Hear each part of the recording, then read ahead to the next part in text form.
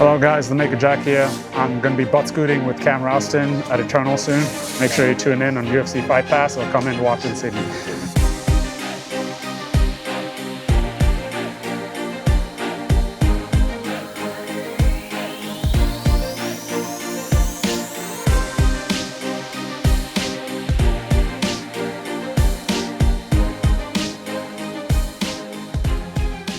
Yeah, it was a really fun fight. Stand-up wise, I was looking to stand a lot more, and then I'd worked a lot on a few of the issues I'd dealt with in previous fights, footwork in general. It ended up the fight being the fight. You don't really get to control where it goes. It just kind of happens, and we ended up on the ground for most of the fight. First round, I felt pretty comfortable being there. There was a few tricks I've been trying in jiu-jitsu that I've been working that I needed to modify. I got to learn a few ways to work on the guard I've been working on for MMA and a few different attacks. So next time I'm in that position, I'll be able to finish it faster.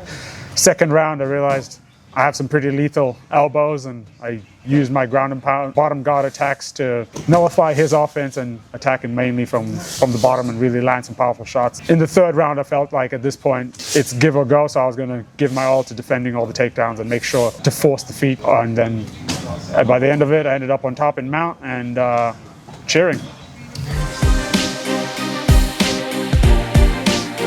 Tell us a little bit about the shirt that you're wearing, Walk Without Fear. That's something, a cause that guys over at CKB started. But talk to us a little bit about, why you support them in this journey that they're on. When I met him at the weigh-ins, he was an extremely nice guy, really a lot of respect there, and we share that unfortunate sting, his being significantly way worse. This is the organization they founded, they champion it now, I know that for a fact. It's mainly to stop coward punching and shine a light on this very dangerous issue that I think is sometimes undersold, because people just kind of like to punch on and they don't realize it's not like an MMA fight where there's a referee, there's people, there's doctors all around any MMA fight.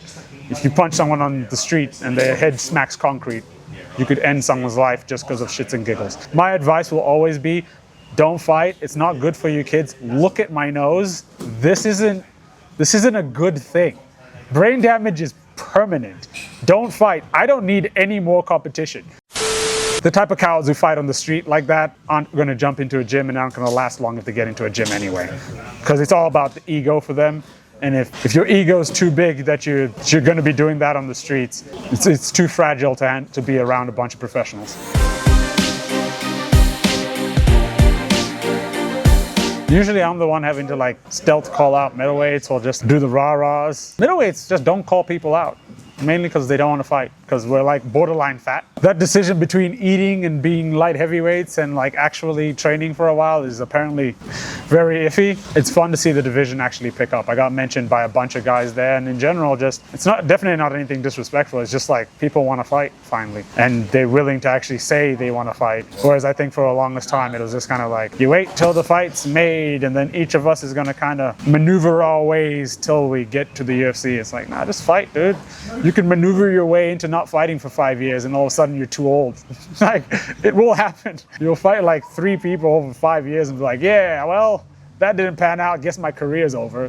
At least at this point, I get to fight as many people as possible, and I'll fly around in different countries and places and go fight people there. If you make it to the UFC, great. If you don't, at least have something you can look back on. If you like MMA and you actually like the sport and you actually want to fight.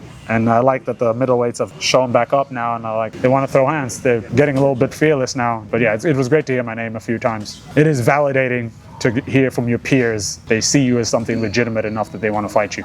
And if they see me as something that they want to beat up and they think I'm an easy fight, every one out of my 2 fights, I'm going to beat the shit out of someone. So you got to take that gamble, fam.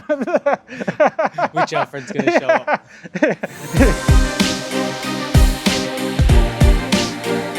Talk to us about your thoughts on the Cam Rowton fight. The battle giraffe. He's tall, he's lanky.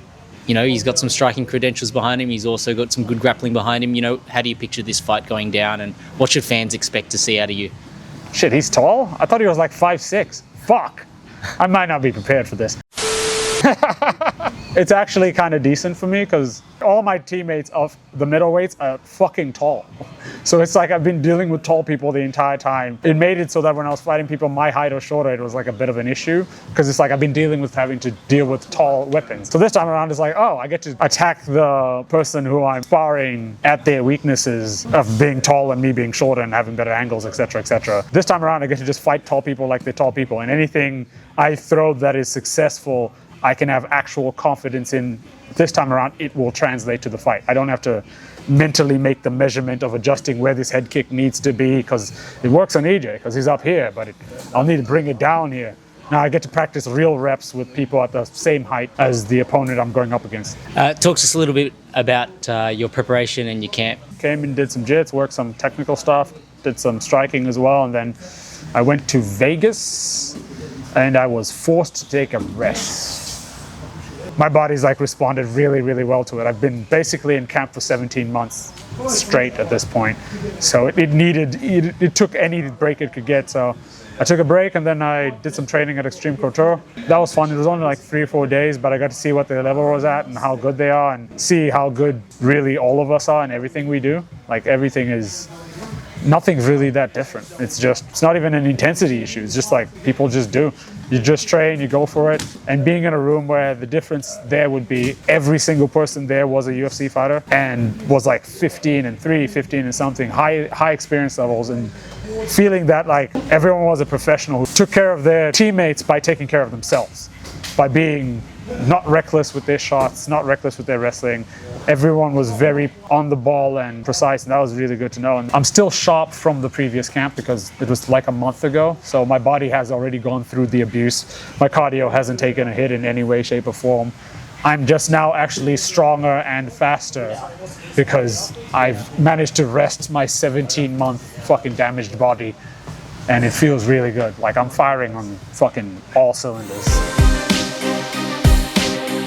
I'd like to thank my sponsors, Smoking Gringos, Cheeseburger Factory. I'd like to thank Feel Good Nation as well for recovery. I'm going to be popping in soon, Michael. Ethos as well for sponsoring my training, my SNC for this camp. Rob as well from Black Mountain PT. For the longest time, he's been my strength and conditioning coach and been my teammate and friend since I first joined SBG. And yeah, he's the unsung hero there. And SBG back here, the gym, my teammates, my coach, Ben Power, my coach Nick as well, Nicholas Kennedy. Athlete's Edge as well, my management for getting me sponsors, taking the pressure off of me having to have to deal with non-fighter issues.